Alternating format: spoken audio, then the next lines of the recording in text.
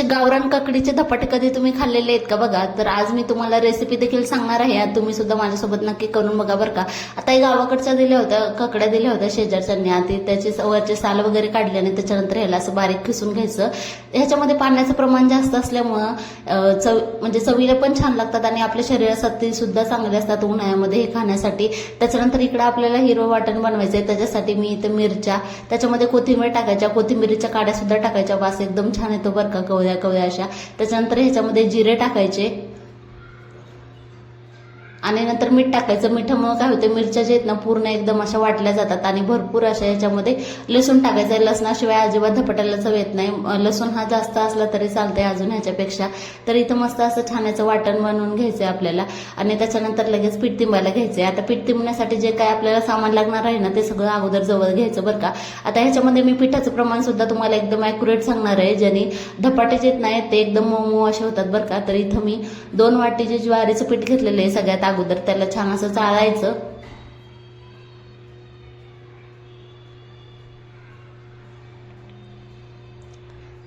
आणि त्याच्यानंतर ह्याच्यामध्ये 1 वाटी गव्हाचं पीठ टाकायचं. आता 2 वाटी ज्वारीचं पीठ आणि 1 वाटी गव्हाचं पीठ आणि अर्धी वाटी बेसन पीठ असं काही याचं प्रमाण घ्यायचं. एकदम मऊ आणि छान असे धपाटे सुद्धा होतात बरं का ह्याचे. तुम्ही सुद्धा नक्की ट्राय करा एकदा.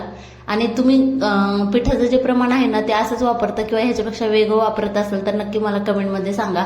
आता इथं माझं पिठाचं प्रमाण तर झालेलं आहे. ह्याच्यामध्ये जी खिसलेली ककडी आहे ना ती ह्याच्यामध्ये घालायची बरं का.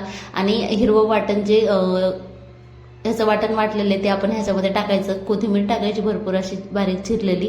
त्याच्यानंतर ओवा टाकायचा हातावरती चोळून मस्त. ह्याच्यामध्ये तुम्ही तीळ सुद्धा ऍड करू शकता, पण आता उन्हाळा आहे त्याच्यामुळे मी काय टाकलं नाही. ह्याच्यामध्ये हळद टाकायची अर्धा चमचा, थोडंसं धने पावडर आणि लाल तिखट कलर येण्यासाठी. त्याच्यानंतर चवीनुसार मीठ टाकायचं. अगोदर सुद्धा आपण मीठ टाकलेलं आहे. आणि आता ककडीमध्येच भरपूर असं पाणी होतं त्याच्यामुळे सगळं पाणी न टाकता आपल्याला हे हाताने छान असं मळून घ्यायचं बरं का.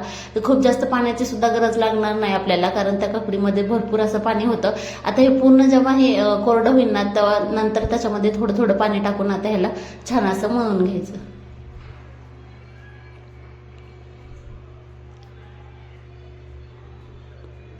इथं मस्त असं एकदम छान असं गोळा तयार झालेला आहे बरं का. धपाटे करण्याच्या अगोदर जेव्हा आपण एक पिठाचं हे घेतो ना त्याला सुद्धा एकदम पाणी लावून असं मऊ परत एकदा मळून घ्यायचं. आणि त्याच्यानंतर कापडाला सुद्धा पाणी लावायचं आणि परत त्याच्यावरती असं पद्धतीने थापून घ्यायचं. जे बोटाच्या साह्याने याला प्रेस करायचं.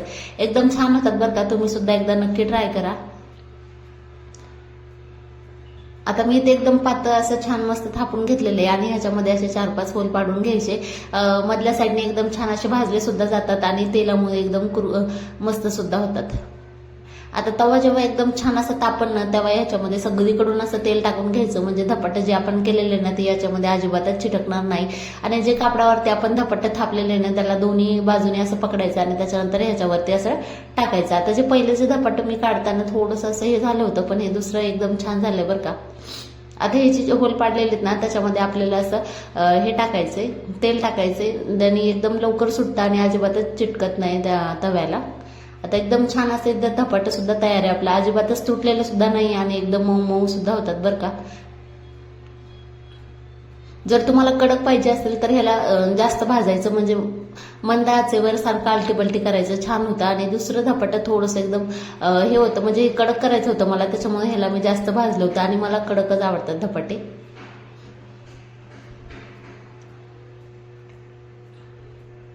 हे आता शेवटचे धपाटे माझे सगळे धपाटे देखील झालेले आहेत. तुम्हाला हा व्हिडिओ कसा वाटला नक्की सांगा. तुम्ही जर चॅनलवर जर नवीन असाल तर चॅनलला देखील सबस्क्राईब करा.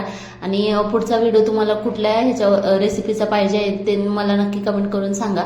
भेटू आपण पुढच्या एका छान व्हिडिओ सोबत. तोपर्यंत धन्यवाद.